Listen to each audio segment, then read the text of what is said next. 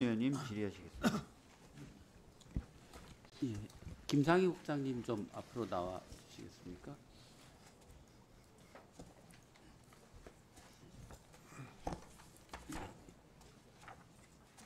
네.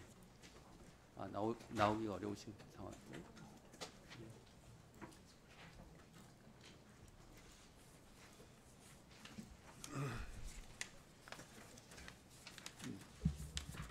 네. 이 아동 행복 지원 시스템. 이게 2016년에 그 평택 아동 살해 안매장 사건 같은 아동 학대 사건이 되풀이되는 걸 막기 위해서 2018년에 도입한 것인데요. 예방접종 누락이나 장기 결석, 단전 단수 같은 데이터를 분석해서 위기 징후를 조기에 포착하고 이제 지자체 공무원이 방문해서 상황을 확인한 다음에 사례 관리로 연계하는 시스템입니다. 2024년에 이 아동 행복 지원 시스템이 찾아낸 위기 아동이 2018년 대비 2배로 증가했고요.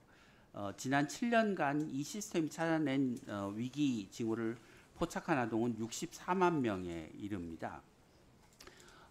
복지 서비스 연계율도 초기에 5.3%에서 지금 25%까지 올라가서 굉장한 성과를 내고 있는 것처럼 보입니다. 그런데 이 사례 관리 연계율 25%라고 하는 숫자가 실제로 문제를 해결하고 있는 숫자인지 아니면 부풀려진 숫자인지, 부풀려진 숫자임으로 인해서 이게 사각지대가 존재하는 건 아닌지 좀 살펴보겠습니다. 올해 2월에 인천에서 화재로 12살 아이가 사망한 사건, 일명 하은이 사건이 있었는데요. 엄마는 식당에 출근하고 아버지는 신장 투석을 받느라 병원 가고 방학 중에 아이가 혼자 집을 지키다 발생한 사고였습니다. 그런데 이 하은이도 이 아동 행복 지원 시스템이 발견한 위기 아동이었지만 사고를 막지 못했습니다. 영상 잠깐 보시겠습니다. 깔끔했던 집이 어수선해진 건 아버지의 병세가 악화되면서부터였습니다. 엄마까지 하루 12시간 식당 일에 매달리며 하은 양의 돌봄 공백도 커졌습니다. 그런데 화재 7개월 전 하은 양의 이런 사정은 정부의 감지망에 포착됐습니다. 공과금 체납 같은 위험 신호가 이어지면서 위기아동으로 분류된 겁니다. 문제는 그 다음이었습니다. 하은 양의 집을 방문한 담당 공무원은 문이 열리지 않자 안내 책자만 남기고 돌아갔습니다. 그런데도 행정기록엔 복지서비스 연계 완료, 그 중에서도 읍면동 관리로 분류됐습니다. 부모님이 이제 거부를 해가지고 신랑 리필까지 주고 이제 영리를 한 건데 민여동 당번당시 상담을 했다고 불이 안 나는 건 아니잖아요. 저희는 할 거를 한 거고 그게 중요한 건데. 예, 문 앞에 책자만 놔두고 복지 서비스 연계 완료라고 실적을 보고하고 질문을 받으니 방문 당시에 상담했다고 불이 안 나는 건 아니잖아요. 라고 항변하는 이 읍면동 담당자의 모습을 보면서 저는 추궁을 하기보다는 안타깝다는 생각이 들었습니다. 그 이유는 보시는 것처럼 그 전국 읍면동에서 위기아동을 담당하는 담당자의 숫자가 한 명인 경우가 전국 읍면동의 88%를 차지하고 있고 이 한 명도 실제 전담을 하는 게 아니고 다른 업무와 겸업을 하고 있다고 합니다. 그러니까 한 명이 많은 수의 위기 아동을 세심하게 살피는 것은 불가능하지 않을까 싶습니다.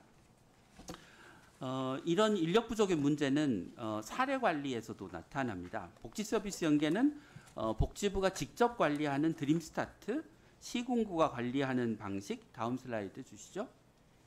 읍면동에서 관리하는 방식, 민간단체에서 관리하는 방식 이렇게 네 가지로 나눠지는데 대부분을 차지하고 있는 읍면동 관리는 사실상 단순 지원금을 지급하거나 아니면 절차 안내를 하는 것 정도에 그치고 사실 복합적인 문제를 안고 있는 위기아동을 관리하기 위해서는 시군구나 복지부에서 관리를 해야 한다고 합니다.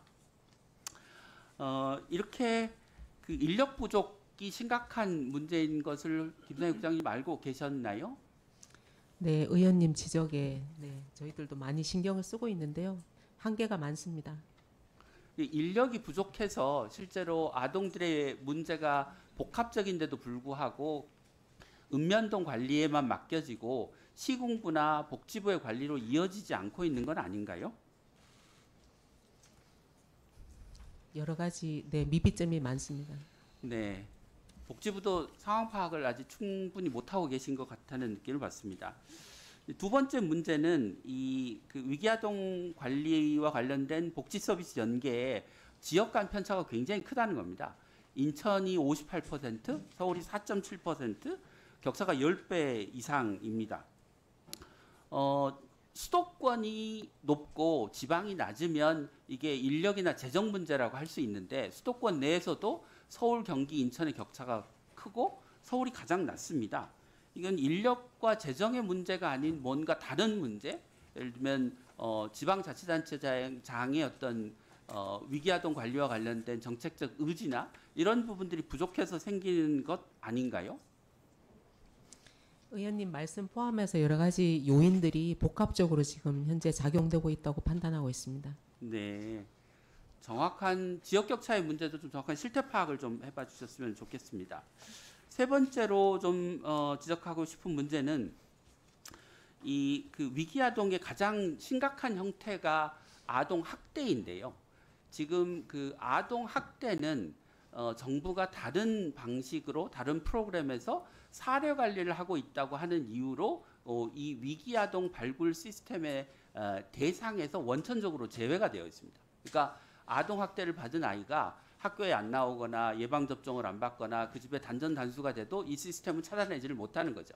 근데 보시는 것처럼 복지부의 사례 관리를 받던 중에 아동 학대가 재발생하는 경우가 87%입니다.